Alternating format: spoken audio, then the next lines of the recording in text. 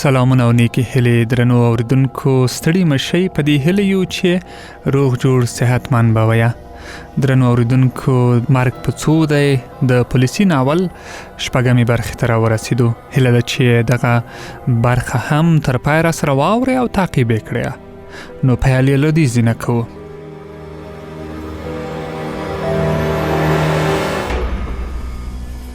حیران شوم چې دا په څه لیوني واوښتم. ورته ومې ویل خو تا راته کتل کنه. هغه د دې پر ځای چې ګریوان مې پرېږدي لا یې کلک او څو جټکې راکړې. راته ویې ویل ته ما نه پېژنې؟ سترګې دې وباسم. د هغه غوسې نږدې زما حوصله ختمه کړې وای، خو همدا وخت شیرین ماما ځان راورساوه. ورته ویې ویل بلبله دا نوی راغلی، بیا به داسې نه کوي. شیرین ماما ته مې مخ کړ. ورته ومې ویل چې ما هیڅ نه دی کړي، خو هغه په سترګو کې پوه کړم چې خوله بنده کړه. بلبل نوم یې لا هم په غوسه و. بندیانو تش راته کتل. شیرین ماما لاس نیولی ځان پسې کړم. راته ویې ویل له دې خلکو لرې اوسه، ځان ته غم مه جوړوه. زه لا هم حیران وم چې له دې کار نه د بلبل هدف څه و. په همدې فکرونو کې کوټې ته لاړم او په خپل ځای وغځېدم. پوه شوم چې دلته نوي او کمزوري بندي ته وخت تېرول اسانه نه دي. که ته له چا سره کار نه لرې نو خلک یې له تا سره کار لري. ماښام چې عمران او طارق ته شیرین ماما له ما سره د بلبل د لانجې کیسه وکړه، نو طارق په اوږه لاس راکېښود. شکر وباسه چې شیرین ماما په وخت درغلی. کلاس دې ورسره اچولی وای نو اوس په دې کوټه کې نه وي. حیران شوم. ورته ومې ویل نو چیرته به وم؟ عمران د شیرین ماما له نسوارو چونډۍ کېښوده. وی ویل تور رنګ ته یې وړلې او هلته چې څوک اتللي بیا یې ښه ورځ نه ده لیدلې. ټول نشیان، بدماشان او لوی ګناهګاران همالته دي. شیرین ماما پښې وغځولې. بیا یې وویل بلبل همدا غوښتل چې ته ورسره ونښلې او تور رنګ ته لاړ شي. ما شیرین ماما ته مخ کړ. ومې ویل دا بلبل څه کاره دی؟ وی ویل هغه د تیمور کس دی. ومې ویل تیمور پکې لا څوک شو؟ طارق سیګرټ بل کړ. د بندیانو په سر عذاب دی. پیسې ورکوه، هر کار چې ښیې او هر څه چې غواړې هغه درته کوي او درته یې رسوي په ذمهواري. داسې مې وګڼله چې هغه کوم عسکر یا د محبس مدیر دی. خو کله مې چې دا خبره وکړه عمران وخندل. وی ویل هغه نه عسکر دی نه مدیر دی، موږ غوندې بندي دی، خو عسکر او مدیر داسې نڅوي لکه ډمې. عجیبه وه یو بندي څنګه دومره زورور کېدای شي. د هغوی خبرو راته نورې پوښتنې پیدا کړي. ومې خندل. ومې ویل زما خو باور نشي لکه چې ټوکې کوي. طارق سیګرټ د دیوال غاړې ته وپیچه. ستا لا عمر خام دی بچو، د پیسو زور دی نه دی لیدلی. دلته به په ډېرو شیانو پوه شي. شیرین ماما نسوار له دروازې سره نږدې گزار کړل. وی ویل زما خو دلته اتم کال دی. مخکې محبس کې دومره ګډوډي او خرابي نه وه. له څه وخته چې تیمور راغلی دا کیسې شروع شوي دي. د تیمور په اړه مې اندېښنه زیاته شوه. غوښتل مې پوه شم چې څوک او څه کاره دی. ومې ویل له دې سړي نه خو مو زه وډار کړم. دا څوک دی چې دومره زورور دی؟ عمران سر را کوږ کړ. وی ویل شیرین ماما یې له موږ نه ښه پېژني، همدا به یې درته معرفي کړي. شیرین ماما غاړه تازه کړه. بیا یې وویل ما یې نوم ډېر پخوا اورېدلی، خو اول ځل مې 3 کاله مخکې چې دې محبس ته راغی ولیده.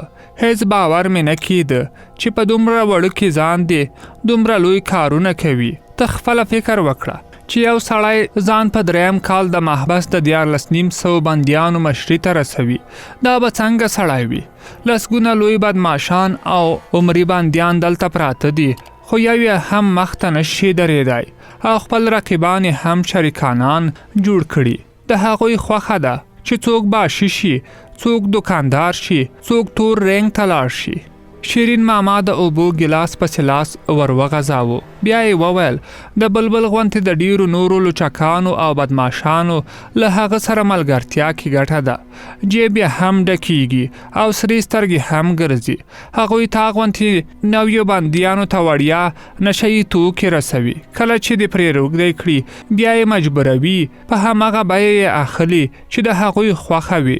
ډېر بې عمله خلک دلته عملیان شول. ډېر خلک په وړو جرمونو بندیان شول، لوی جرمونه یې زده کړل او لا بې لارې شول. عمران په اوږه وټپولم او وی ویل نو د چا مفتو چرسو او تابلیټو ته خوشحاله نشي. اوس پوه شوم بلبل هماغه کس را لیږلی و چې ما یې د چرسو ډالۍ قبوله نه کړه. ګنې لیونی خو نه و چې هیڅ بې هیڅه راته بهانه یې جوړوله او دا چې ولې یې مفت چرس او ټابلیټ راکړل په دې مې هم سر خلاص شو. شیرین ماما د اوبو ګیلاس کېښودو، بیا یې وویل داسې نه ده چې محبس کې یوازې بدۍ او بېلارۍ دي چې ته وغواړې ښېګڼې هم پکې شته. دلته خلکو قرآن کریمونه په یادو زده کړل، کسبونه یې زده کړل، له عملونو یې ځانونه خلاص کړل. ما سګرټ بل کړ، بیا مې وویل شیرین ماما زه خدای یو سګرټ وهم، خواري کوم چې له دې نه مې هم خدای جل جلاله خلاص کړي. خوشحاله شو، وی ویل آفرین چې خواري وکړې خامخا ترې خلاصېږي له خیره. زما بیړه وه چې اوس ژر تیمور را وپېژنې. بیا مې وویل شیرین ماما د تیمور کیسه دې پرېښوده. هغه زاړه بالښت ته ورتکیا شو. تیمور خپل نوم نه دی، اصلي نوم یې باطن دی، خو وروسته په تیمور مشهور شو. پلار یې ډېر ښه سړی تیر شوی، بس د خدای جل جلاله کارونه دي. له ښه پلار نه بد زوی پیدا شي. له ډېرو وړکوالي یې بېلاري ته مخه شوه. لا زلمی شوی نه و چې د کلي د ملک لور ته یې د ګودر په لاره لاس اچولی و او کلی کور یې پرېښوده. پېښور کې که د باړې نوم اورېدلی وي، هلته یې ماماګان اوسېدل، هغوی کره تلی و. یو ماما یې میرای نومېده، بدماش او ډاکو و. تیمور له همغه نه روزنه واخیسته.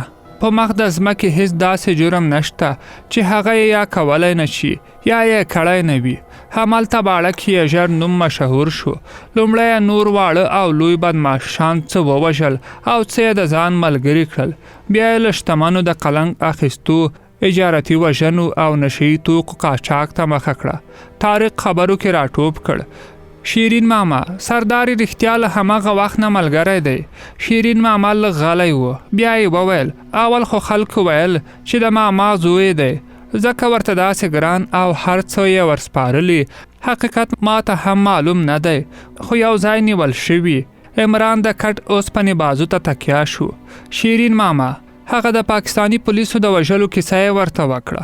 شیرین ماما ځان ته په شوق د چونډۍ جوړولو شروع کړل. بیا یې وویل هغه یو افغان مهاجر په څه جرم باندې شوی و او هلته ورته تاڼهدار ویلي و چې لور دې یوې شپې ته راوله.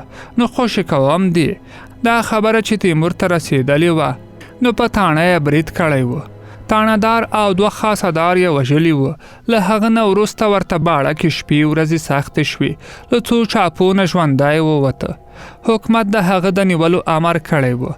له خپل یو ملګري سره چې خلک وایي همدا سردار و، د تیرا په غرونو راواوښت او پاکستان ته د قاچاقو کار شروع کړ. عمران پکې راغږ کړ.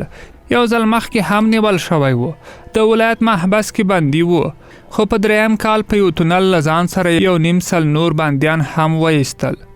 ما ژر وویل بیا څنګه ونیول شو؟ شیرین ماما یوه پښه ټوله کړه. بیا یې وویل د یو نازوانه ملګري سره میلمه شوی و، هغه پرې ونیو. حکومت خو یې په نیولو غټ انعام ایښی و، خو چا چې په حکومت نیولی و هغه هم د ده په سر اخیستې پیسې ونه خوړې. په 4مه ورځ د تیمور ملګرو وژلی و.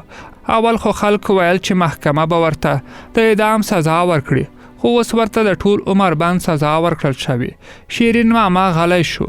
ما وپوښتل نو داسې مجرم ته دلته مشري چا ورکړه؟ طارق وخندل.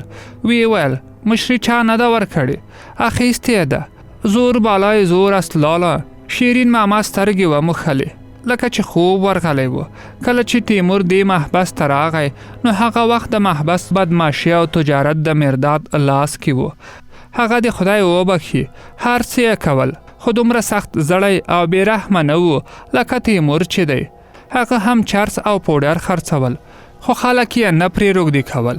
د چا به چې په کار شول هغوی ته به یې پیدا کول. لکه اوس غوندې هغه هم محبس ته معلومې ښځې بندیانو ته راوستي. وسله یې درته پیدا کوله، خو څوک یې نه وژل. طارق سګرټ بل کړ، ځکه خو خپله ووژل شو. ما ورمخ کړل. ومې ویل ووژل شو؟ پر ځای عمران ځواب راکړ د شپې چا بالښت په خولو ور ایښی و. طارق کشکړی لوګی راوایست. دا کار سردار کړی و. نو سردار ورسره یوه کوټه کې و. شیرین ماما وخندل. بیا یې وویل یوه کوټه کې ورسره نه و او هغه ډیر احتیاط هم کاوه. په کوټه کې ورسره هیڅ څوک نه و. دروازه هم بنده وه. خو پیسو سالنګ سوری کړی. باندې دروازې هم خلاصوي. ټول خلکو ته داسې ښکارېدله چې مرداد په خپل مرګ مړ شوی او ډاکټر یې هم لامل د زړه حمله وښوده. خو حقیقت کې هغه تیمور وژلی و. له هغه وروسته د محبس تجارت او مشري ورپاتې ده. بیا یې طارق او عمران ته وکتل. وی ویل بل ځای ګورې دا خبره ونه کړې. موږ خو درته د دې لپاره دا هر څه وویل چې اوس مو د کوټې ملګري او خدای جل جلاله مکړه بلې بېلارۍ ته د مخه نه شي. عمران هم رانیغ شو. وی ویل د کوټې خبره به اشنا له کوټې نه وباسي. ما ډاډ ورکړ چې داسې څوک نه یم. بېغمه اوسئ. نور مې څه ونه ویل. ټول پر خپلو ځایونو پرېوتو او هر یو د خپل فکر نړۍ کې ورک شو. داسې راته ښکاره شوه چې چا پسې راغلی یم هغه لکه چې همدا تیمور دی. درنو اوریدونکو پاتې ناول به په نورو برخو کې درته وړاندې کړو. تر بلې خپرونې د الله په امان.